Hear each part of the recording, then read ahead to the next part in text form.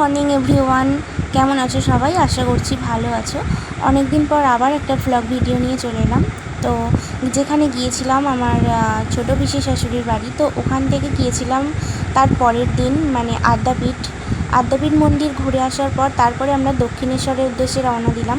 কিন্তু ওখানে মন্দির মানে খুলতে দেরি হয়েছিল বলে আমরা প্রায় 1.5-2 ঘন্টা ওয়েট করার পর এদিক ওদিক ঘুরে টাইমটা কাটিয়ে দেওয়ার পর তারপর অবশেষে মন্দিরের গেট খোলে আর আমরা সবাই মিলে মন্দিরের ভেতর ঢুকি। তো এই যে মন্দিরের মেন গেট, তো দেখো আমরা এখন সবাই মিলে ঢুকছি।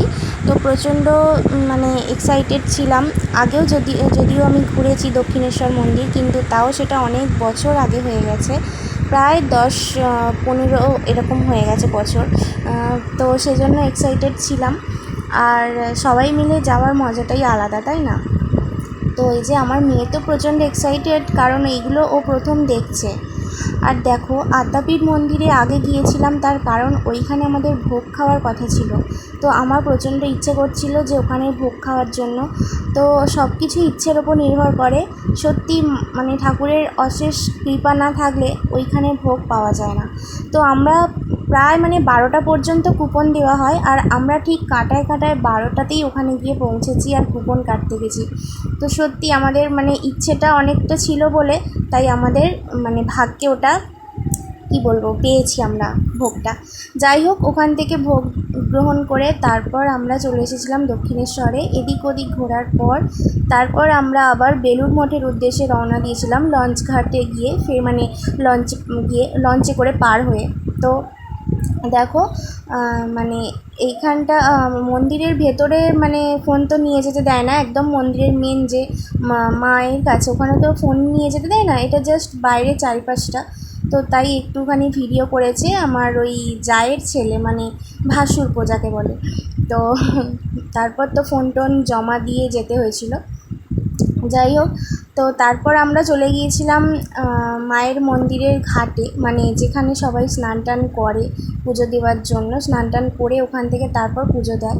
তো আমরা সেখানে চলে গিয়েছিলাম, গিয়ে একটু মেয়ের মাথায়, আমার মাথায়, তারপর ওই জায়ের ছেলে মেয়ে ওদের সবার মাথায় একটু করে জল ছিটিয়ে দিলাম। আমার মেয়ে তো মানে স্নান করতে চাইছিল, কিন্তু বিকেল হয়ে গিয়েছিলো যেহেতু, কারণ বেজে গিয়েছিলো প্রায় 3:30-4টে বেজে গিয়েছিলো, তো সেই জন্য আর ওকে স্নান করাইনি।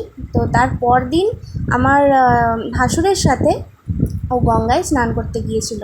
ওর বাবা গিয়েছিল আর ও আর ওই আমার ভাসুর গিয়েছিল।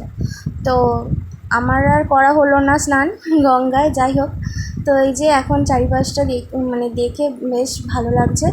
আর তারপর ওই যে সবাইকে বলছি দিয়ে দাও, তো মানে ওরা আমায় বলছে যে আমাদের মাথায় জল দিয়ে দাও। আর এই যে দেখো, তারপর আমরা মন্দির থেকে বেরিয়ে এসে ফেরিঘাটে চলে এসেছি। ফেরিঘাটে মানে টিকিট ফিকিট কেটে এখানে দাঁড়িয়ে আছি কখন লঞ্চ আসবে তার জন্য। তারপর ফাইনালি আমরা লঞ্চে উঠেও গেছি। তো দেখতে থাকো তোমরা।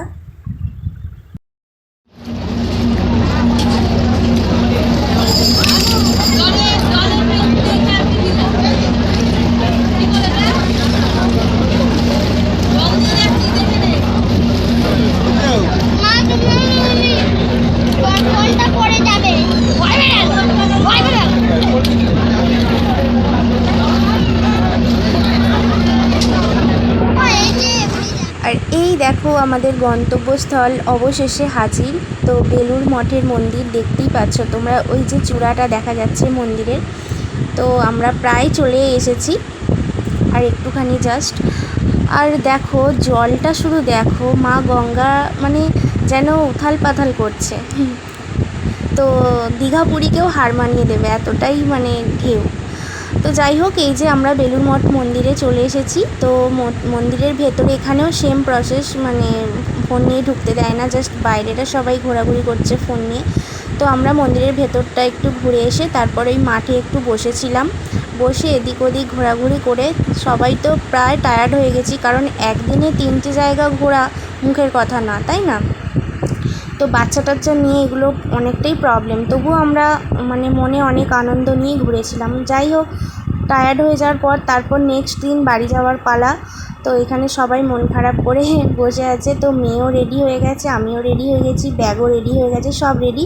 তো সবাইকে টাটা বাই বাই করে চলে যাওয়ার পালা। তো সবাইকে এখানেই বিদায় জানিয়ে চলে এলাম নিজের বাড়িতে। চলো টাটা।